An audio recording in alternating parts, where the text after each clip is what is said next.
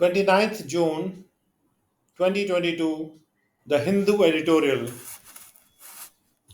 The essence of time. Judicial intervention should strengthen anti defection law, not undermine it. समय महत्वपूर्ण है, समय बलवान है।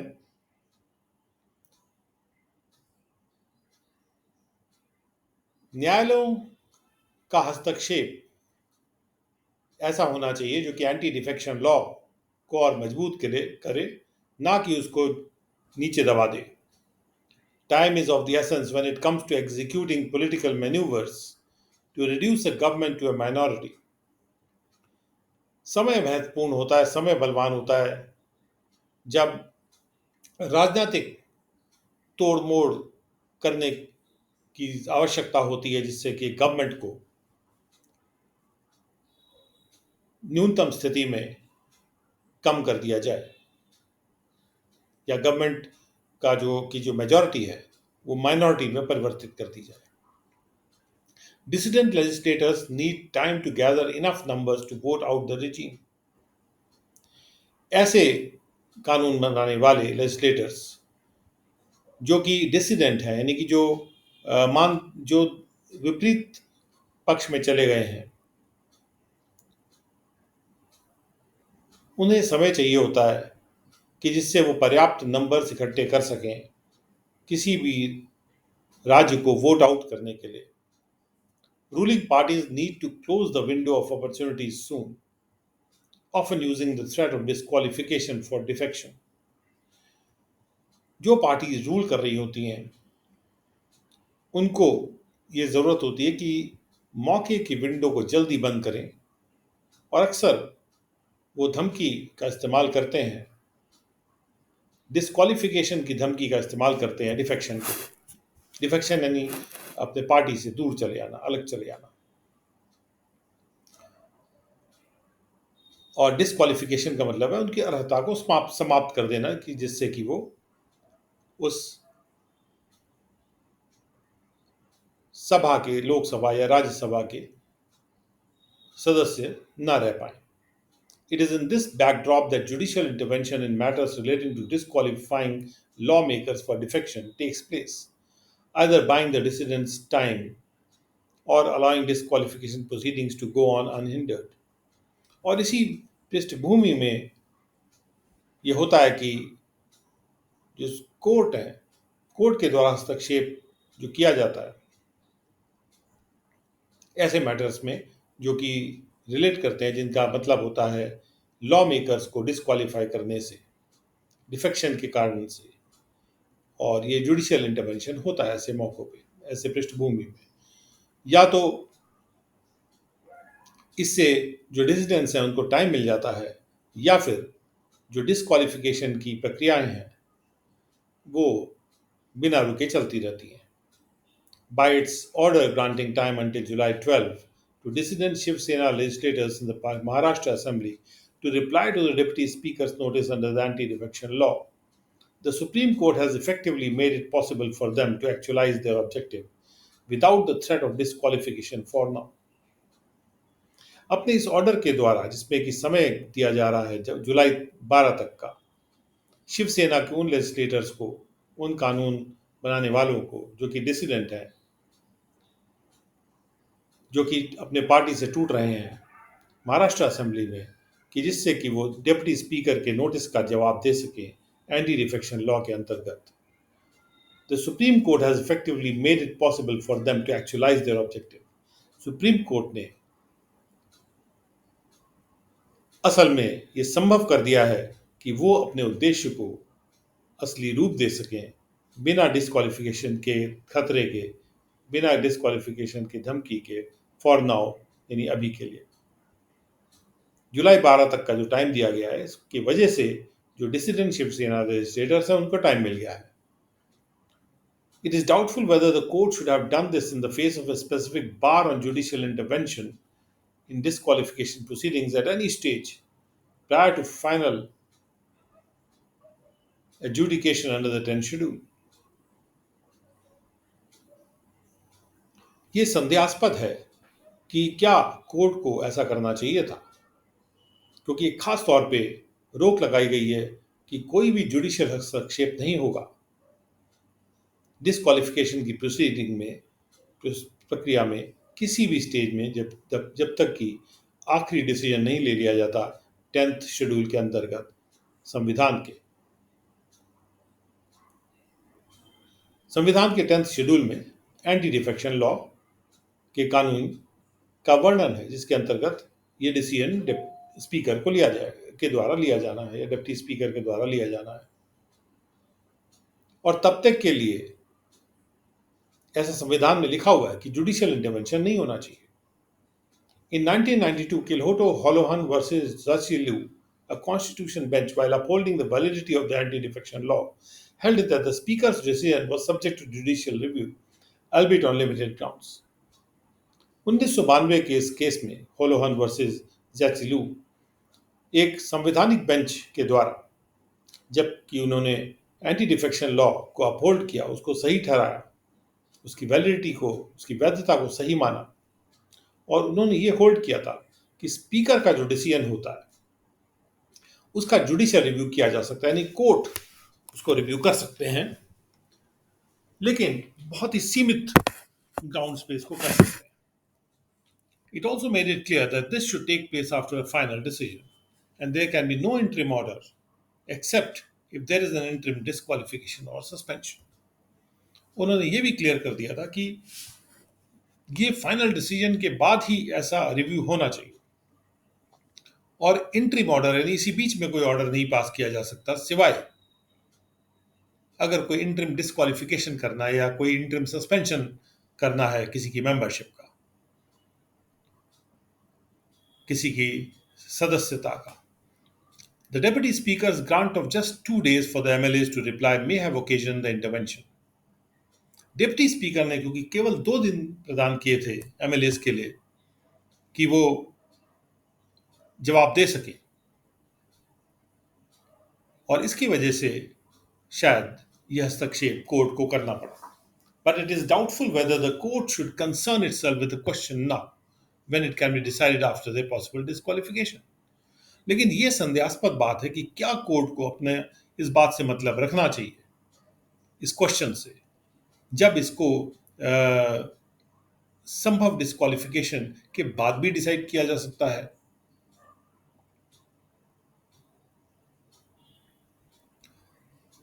यानी कि बीच में क्या हस्तक्षेप कोर्ट को करना चाहिए। There are court judgments that say compliance with natural justice is not based on the number of days given, but on whether sufficient opportunity was given before a decision. ऐसे भी कोर्ट जजमेंट्स हैं जो ये कहते हैं कि natural justice से compliance इस बात पे आधारित नहीं होता कि कितने दिन दिए जा रहे हैं जवाब देने के लिए, बल्कि क्या पर्याप्त मौका दिया गया था इसके पहले कि कोई डिसीजन लिया जाए। नेचुरल जस्टिस, जिसके बारे में कहा जाता है कि जो कि आर्टिकल 21 के अंतर्गत आता है संविधान के, जुडिशियल रिव्यू क्योंकि आर्टिकल 21 के अंतर्गत अलाउ किया गया है, तो यदि जुडिशियल रिव्यू किया जा सकता है, क्योंकि जुडिशियल रिव्यू जो है वो भी एक बेसिक स्ट्रक्चर का पार्ट है कॉन्स्टिट्यूशन के, और जुडिशियल रिव्यूज को खत्म नहीं किया जा सकता, यानी कि कोर्ट का हस्तक्षेप की बात जहां भी की भी जाती है लॉ के अंतर्गत, कॉन्स्टिट्यूशन के अंतर्गत या किसी भी लॉ के अंतर्गत कि कोर्ट का हस्तक्षेप नहीं होगा, वहां पर भी कोर्ट नेचुरल जस्टिस के ग्राउंड पे हस्तक्षेप कर सकते हैं। और नेचुरल जस्टिस में से एक बहुमूल्य नियम यह है कि जिस पार्टी के खिलाफ डिसीजन लेना है उसको पर्याप्त बोलने का मौका, उसको पर्याप्त सुनवाई का मौका मिलना चाहिए। यहां पर 2 दिन चूंकि एमएलए को केवल दिए गए थे, इसके लिए इससे सुप्रीम कोर्ट ने यह निर्णय लिया कि पर्याप्त मौका नहीं था,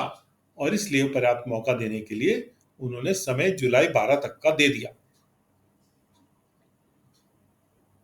हाँ, ऐसे कोर्ट जजमेंट जरूर हैं जिसमें कहा जा सकता है कि ये कितने दिन दिए जा रहे हैं इस पे निर्भर नहीं करता कि नेचुरल जस्टिस के साथ कंप्लायंस हुआ है कि नहीं हुआ,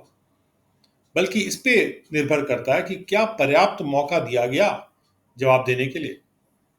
Based on a conclusion in Nabam Rabia 2016 that a presiding officer should not adjudicate any defection complaint while a motion for his own removal is pending, the dissidents sent a motion to get the deputy speaker removed. नवम रबिया वाले 2016 के case के conclusion के आधार पे, जिसमें कि ये कहा गया था कि प्रिजाइडिंग ऑफिसर को कोई भी डिफेक्शन कंप्लेंट पर निर्णय नहीं करना चाहिए, जबकि उसके खुद के रिमूवल का एक मोशन पेंडिंग है, तो जो डिसिडेंट्स थे इस बात को मद्देनजर रखते हुए उन्होंने डिप्टी स्पीकर को हटाने का एक मोशन दे दिया कि भाई एक सुप्रीम कोर्ट के जजमेंट में कहा हुआ है कि प्रिसाइडिंग ऑफिसर यानी डिप्टी स्पीकर जो कि इस केस में है वो डिसीजन नहीं दे सकते जब तक कि उनके खुद का रिमूवल का मामला पेंडिंग है। तो डिसिडेंट्स ने यानी कि जो पार्टी से टूट रहे हैं शिवसेना की पार्टी से, उन्होंने एक मोशन दे दिया, यानी एक रिक्वेस्ट दे दी, एक एप्लीकेशन दे दी, एक तरह से कह सकते हैं, एक मामला मूव कर दिया कि डिप्टी स्पीकर को हटाया जाए। यानी जब तक ये मामला चलता रहेगा डिप्टी स्पीकर के खुद के हटाने का, तो ये कहा जा सकता है कि वो डिप्टी स्पीकर जो है इस डिफेक्शन कंप्लेंट पर एडजुडिकेशन नहीं कर सकते हैं। यानी कि जुलाई 12 तक का भी जो टाइम मिल जाता है उसके बाद भी डिप्टी स्पीकर इस पर डिसीजन नहीं कर पाएंगे जब तक कि किसी और को ये काम नहीं दिया जाता कि उस पर डिसीजन करे। After he rejected it, the rejection has also been questioned in court. जब डिप्टी स्पीकर ने इस मोशन को रिजेक्ट कर दिया तो इस रिजेक्शन को भी कोर्ट में क्वेश्चन किया गया, thus raising a jurisdiction question on the adjudicatory power of the deputy speaker। और इस प्रकार से एक जुरिस्डिक्शन का सवाल खड़ा किया गया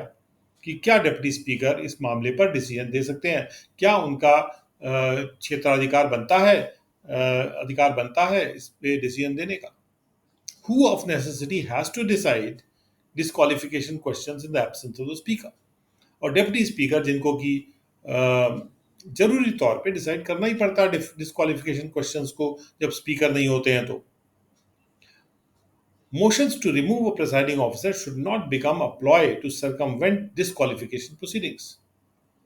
प्रिजाइडिंग ऑफिसर को हटाने के मोशन जो है वो एक झूठा कारण या कोई टेक्निक नहीं बननी चाहिए जिससे कि डिस्क्वालिफिकेशन प्रोसीडिंग्स के इर्द गिर्द घूम के जाया जा सके। If courts countenance maneuvers to preempt a decision on whether legislators camping in another state and questioning the chief minister's majority have incurred disqualification by voluntarily giving up membership of their party, they undermine the anti-defection law and render nugatory rulings by constitutional benches। अगर courts इस बात को देखना शुरू कर देंगे कि जब भी कोई राजनीतिक रूप से कोई तोड़ मोड़ करने की कोशिश की जाती है या कोई मैनूवर को मैनिपुलेट करने की कोशिश की जाती है जिससे कि किसी भी डिसीजन को होने से रोक दिया जाए, कि यदि इस बात पर डिसीजन होने से रोक दिया जाए कि क्या वो लेजिस्लेचर जो कि किसी और स्टेट में कैंप कर रहे हैं यानी रुके हुए हैं और चीफ मिनिस्टर की मेजॉरिटी को क्वेश्चन कर रहे हैं, क्या वो डिस्क्वालिफिकेशन उनका होना चाहिए क्योंकि उन्होंने खुद ही मेंबरशिप किसी पार्टी की छोड़ दी थी। अगर इस तरह के मामलों को कोर्ट देखना शुरू कर देगा, काउंटेनेंस करना शुरू कर देगा, तो ऐसे कोर्ट जो हैं वो एंटी डिफेक्शन लॉ को की अहमियत को दबा देंगे और जितनी भी संवैधानिक बेंचेस की रूलिंग्स हैं उनको निल कर देंगे, उनको नेगेटरी कर देंगे, उनके इफेक्ट को नलीफाई कर देंगे। When defection is seen as a serious menace by the constitution, court should not act in furtherance of it। जब डिफेक्शन को इस प्रकार से देखा जाता है कि ये गंभीर मेनेस है यानी आपदा है, एक तरह का बुरा प्रभाव है, और इस तरह से अगर संविधान डिफेक्शन को देखता है, यानी डिफेक्शन को संविधान पसंद नहीं करता और इसकी वजह से ही 10th शेड्यूल में एंटी डिफेक्शन लॉ को शामिल किया गया है कॉन्स्टिट्यूशन के अंतर्गत। तो कोर्ट जो है उनको डिफेक्शन को इस मेनेस को यानी कि इसको चैलेंज जो करने का की जो आदत है उसको और फर्दर आगे बढ़ाने के लिए कोर्ट को एक्ट नहीं करना चाहिए। The duty to protect those wrongfully disqualified is important। उनको प्रोटेक्ट करने की ड्यूटी, जो गलत ढंग से डिस्क्वालीफाई होते हैं, वो तो इम्पोर्टेंट है, but so is calling to account defectors whose motives are suspect. लेकिन उतना ही इम्पोर्टेंट है, उतना ही महत्वपूर्ण है कि उन डिफेक्टर्स को कॉल टू अकाउंट किया जाए, यानी कि उनको कटघरे में खड़ा किया जाए, जिनके मोटिव्स संदेहास्पद हैं, यानी जो क्या करना चाह रहे हैं, इनके मोटिव्स जो हैं उस पर संदेह है। तो जब ऐसा मोशन इंट्रोड्यूस किया गया डिसिडेंट्स के द्वारा कि डेप्यूटी स्पीकर को ही हटा दिया जाए, और ये मोशन ये सोच के इंट्रोड्यूस किया गया कि जब तक ये मोशन पर डिसीजन नहीं होता है तो प्रिसाइडिंग ऑफिसर जो मुख्य मुद्दा है, यानी डेप्यूटी स्पीकर मुख्य मुद्दे पर डिसीजन नहीं ले पाएंगे, क्योंकि उनके खुद के हटाने का मामला पेंडिंग होगा।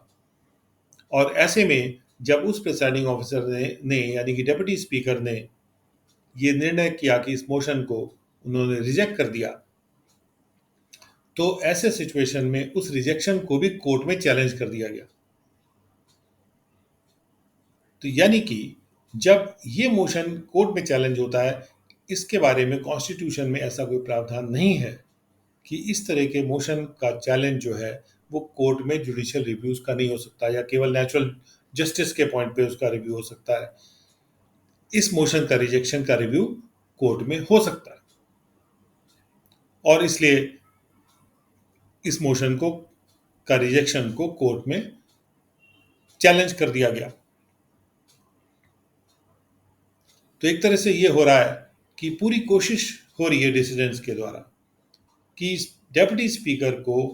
कोई डिसीजन न लेने दिया जाए, और ऐसा लग रहा है कि सुप्रीम कोर्ट भी इसमें जो भी कर रहा है वो उससे डिसिडेंट्स का फायदा हो रहा है, क्योंकि जिन लोगों ने पार्टी छोड़ दी और उनको वो डिफेक्शन के अंतर्गत उनकी 2/3 मेजॉरिटी अगर नहीं है तो फिर उनके खिलाफ डिसीजन होना चाहिए। लेकिन अगर उनको समय मिल जाता है तो हो सकता है वो 2/3 मेजॉरिटी तक पहुंच जाएं, और तब उनका डिफेक्शन नहीं होगा। तो यहाँ कोर्ट ने जुलाई 12 तक का समय दे दिया। तो कोर्ट ये सोचकर डिसीजन ले रहा है कि नेचुरल जस्टिस के अंतर्गत उनको पर्याप्त समय मिलना चाहिए, और पर्याप्त समय अगर उनको मिल जाएगा तो वो अपना 2/3 मेजॉरिटी साबित कर पाएंगे। 2 दिन में उनको क्यों डिस्क्वालीफाई किया जाए। तो इस तरह से दोनों तरफ के आर्ग्यूमेंट्स यहाँ पे मौजूद हैं। Glimmer of hope, the second editorial. आशा की चमक। The US still has complex questions to resolve on unrestricted gun ownership. US को अभी भी जटिल क्वेश्चंस रिजॉल्व करने हैं बंदूक की ओनरशिप जो कि अनरिस्ट्रिक्टेड, जिसको कि कोई इस पे कोई रुकावट ना हो, उसको डिसाइड करने के लिए। Transcending partisan stalemate for the first time in several generations, the US Congress has passed and President Joe Biden signed into law a gun regulation bill to place several important constraints on the proliferation of firearms across the country. जो पार्टियों के बीच में एक रुकावट की स्थिति आ जाती है, उसके पार जाते हुए पहली बार कई जनरेशन्स में यूएस कांग्रेस ने अब पास कर दिया है और प्रेसिडेंट जो बिडेन ने साइन कर दिया है लॉ बनाते हुए एक गन रेगुलेशन बिल को, जो कि कई इंपॉर्टेंट रुकावट लगाते हुए कि किस प्रकार से जो गन्स हैं, फायर आर्म्स हैं, वो तेजी से बढ़ रहे हैं पूरे देश में, यानी यूएस में। But the bipartisan gun reform law, titled the Bipartisan Safer Communities Act, was passed earlier in the Senate with a final vote of 65 to 33, including 15 Republicans who joined Democrats in support of the measure, and then at the House of Representatives by a margin of by 234 to 193 votes, with 14 Republicans crossing the aisle to vote. ये दो पार्टियों का जो gun reform law है, जिसका title है the by partisan safer communities BSC act, इसको पहले सेनेट में इसके पहले पास कर दिया गया था, जिसमें फाइनल वोट था 65 के मुकाबले में 33, जिसमें कि 15 रिपब्लिकन्स ऐसे थे जो कि डेमोक्रेट्स के साथ जुड़ गए इस मेजर के सपोर्ट में। और उसके बाद हाउस ऑफ रिप्रेजेंटेटिव, जो कि दूसरा हाउस है यूएस का, पहला हाउस है सेनेट, वहां पर भी ये 234 के बजाय 193 के मार्जिन से ये पास कर दिया गया, जिसमें कि 14 रिपब्लिकन्स ने बीच का रास्ता क्रॉस करके दूसरी साइड चले गए वोट करने के लिए, यानी उन्होंने सपोर्ट किया इस मेजर को। While the bill goes a considerable distance in reining in the relatively unhindered sale of firearms across weapon buyer profiles, it falls far short of the critical regulations that Democrats have been pressing for. जबकि ये bill काफी दूरी तक जाता है लगाम लगाने के लिए एक ऐसे एक ऐसे स्थिति में जहां पर बिल्कुल बिना रुकावट के फायर आर्म्स का सेल, यानी गन्स का सेल होता है कई तरह के वेपन बायर प्रोफाइल्स के अंतर्गत, यानी कि कई तरह के जो वेपन खरीदने वाले हैं वो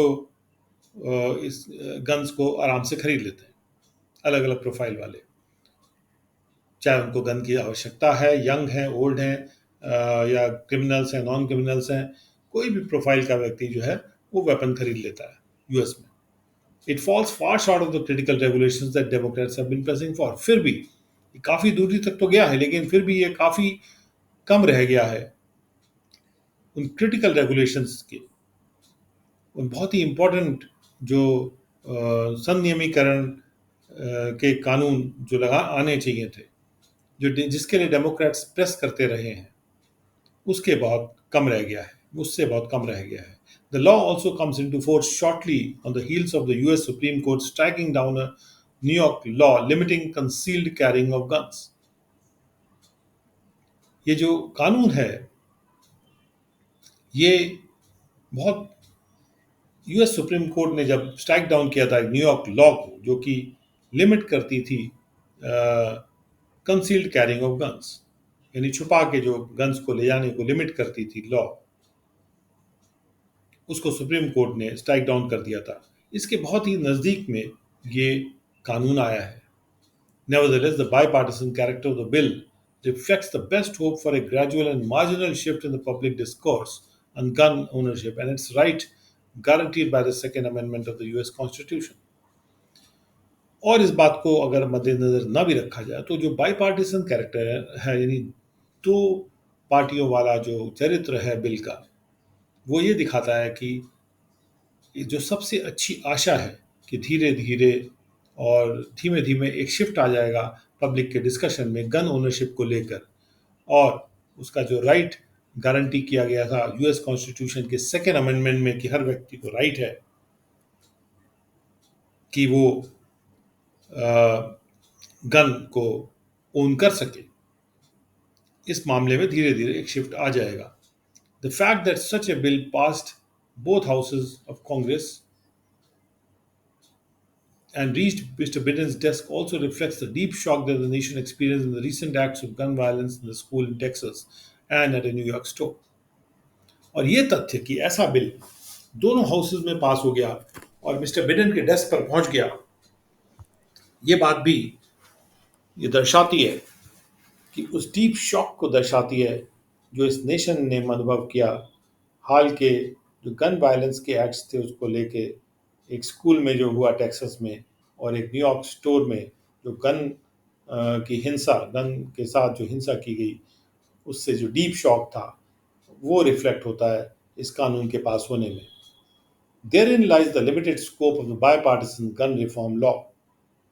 It does nothing to address the question of limiting the availability of this weapon, nor does it yield any quarter to the long-standing demand by Democrats to institute universal background checks for those buying the firearms. और वहाँ पड़ा हुआ है सीमित जो दायरा है इस बायपार्टिसन गन रिफॉर्म लॉ का, और ये सीमित किस तरह से है कि ये कुछ नहीं करता इस सवाल को संबोधित करने के लिए कि इस वेपन की अवेलेबिलिटी को, उपलब्धता को कैसे सीमित किया जाए, और ना ही एक जरा भी कोई जगह छोड़ता है, ज़मीन छोड़ता है इस लॉन्ग स्टैंडिंग डिमांड को, एक लंबे समय से आती हुई डिमांड को जो डेमोक्रेट्स रख रहे हैं कि यूनिवर्सल बैकग्राउंड के चेक किए जाने चाहिए, शुरू किए जाने चाहिए उन लोगों के लिए जो कि फायर आर्म्स को बाय कर रहे हैं, कि वो किस तरह के व्यक्ति हैं, क्या वो वायलेंट टाइप के व्यक्ति हैं जो खरीद रहे हैं, तो उनको ना खरीदने दिया जाए। Within its core ambit, the law does mandate expanded background checks, including state and local juvenile and mental health records of gun purchasers aged 18 to 20 years, closing of the boyfriend loophole by denying gun ownership to convicted domestic violence offenders under certain conditions, red flag laws that will grant federal funds to states with laws enabling removal of guns from persons deemed dangerous, and sets aside nearly $13 billion for education and advocacy towards improving mental health in schools, crisis intervention, violence prevention programs, mental health workers training, and school safety. इसके मुख्य दायरे में, इस law के मुख्य दायरे में ये जो लॉ है, ये ज़रूरी करती है कि बैकग्राउंड चेक्स को एक्सपैंड किया जाएगा, बढ़ाया जाएगा, जिसमें वो भी शामिल होगा कि स्टेट के रिकॉर्ड, लोकल जो जुवेनाइल और मेंटल हेल्थ के रिकॉर्ड्स हैं गन परचेजर्स के, जो कि 18 से 20 साल के बीच के हैं, उनको चेक किया जाएगा। बॉयफ्रेंड वाला लूप होल को क्लोज किया जाएगा, जिसमें कि यानी कि जो गन ओनरशिप है उन लोगों को डिनाई कर दी जाएगी जिनका कन्विक्शन हो गया डोमेस्टिक वायलेंस के ऑफेंडर्स का। और ये जो डिनायल है ये चंद कंडीशंस में किया जाएगा उनके लिए जिनका कन्विक्शन, यानी जो दोष सिद्ध हो गए हैं घरेलू वायलेंस के केस में। और ये भी मैंडेट करता है, ये लॉ ये भी ज़रूरी करती है कि रेड फ्लैग लॉज को मैंडेट करती है, जो कि फेडरल फंड्स देंगे उन स्टेट्स को जो ये लॉ, ऐसी लॉ बनाते हैं जिसमें कि वो गन्स का रिमूवल को एनेबल कर रहे हैं उन लोगों से जिनको कि जो प्रतीत होते हैं कि वो खतरनाक हैं। और इसके अलावा ये जो लॉ है ये अलग से $13 बिलियन राशि भी सेट असाइड करती है कि शिक्षा के लिए और एडवोकेसी के लिए, यानी कि सपोर्ट के लिए टुवर्ड्स, जिससे कि मेंटल हेल्थ जो स्कूल्स में है वो इम्प्रूव की जा सके, और जब भी कोई बुरी हालत होती है, क्राइसिस होती है, उसमें हस्तक्षेप किया जा सके। यानी जब भी कोई वायलेंस होता है या कोई और मेंटल क्राइसिस होती है बच्चों को, उससे वहाँ हस्तक्षेप किया जा सके, उसके लिए पैसा खर्च किया जाएगा। और वायलेंस के को रोकने के, रोकथाम करने के जो प्रोग्राम्स हैं वो लाए जाएंगे। मेंटल हेल्थ वाले वर्कर्स की ट्रेनिंग की जाएगी, और स्कूल सेफ्टी के लिए भी ये पैसा खर्च किया जाएगा। However, the law does not hint at reviving the assault weapons ban of 1994, which expired a decade later, since which time this category of weapon has become the most frequently used in lethal mass shootings. लेकिन बहरहाल ये जो कानून है ये इस बात को हिंट नहीं करता कि असॉल्ट वेपन्स के बैन को फिर से पुनर्जीवित किया जाएगा 1994 वाले असॉल्ट वाले जो अटैक के लिए यूज़ किए जाते हैं, जो बैन एक्सपायर हो गया था एक दशक के बाद यानी 2004 में। और जब से सिंस विच टाइम इस कैटेगरी के वेपन जो हैं वो सबसे ज़्यादा frequently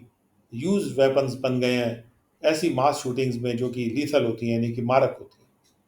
While the BSC Act is a welcome step in the right direction, जबकि ये जो BSC एक्ट है,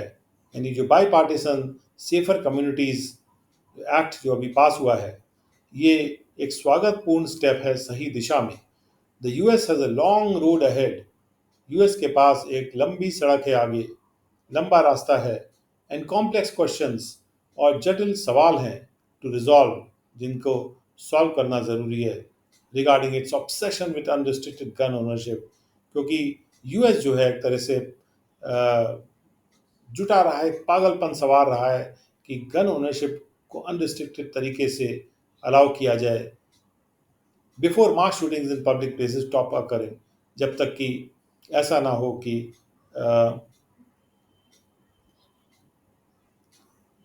और ये सवाल तब तक सॉल्व हो जाए जब तक कि ऐसा ना हो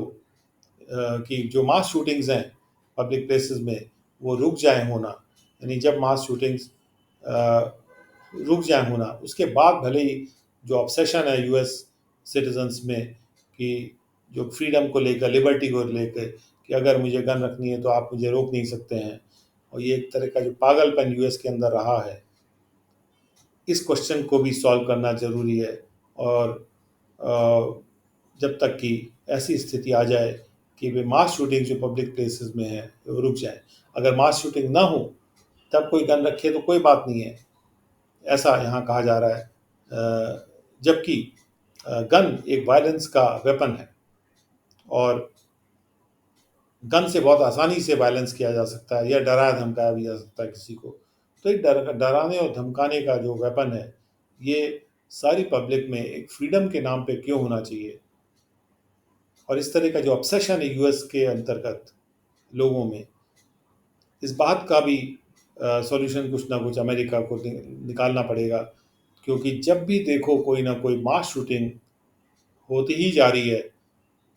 क्योंकि जो मेंटल हेल्थ है बहुत से लोगों की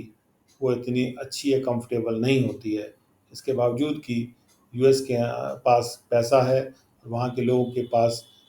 इतनी गरीबी नहीं है जो कि दूसरे गरीब नेशंस में होती है।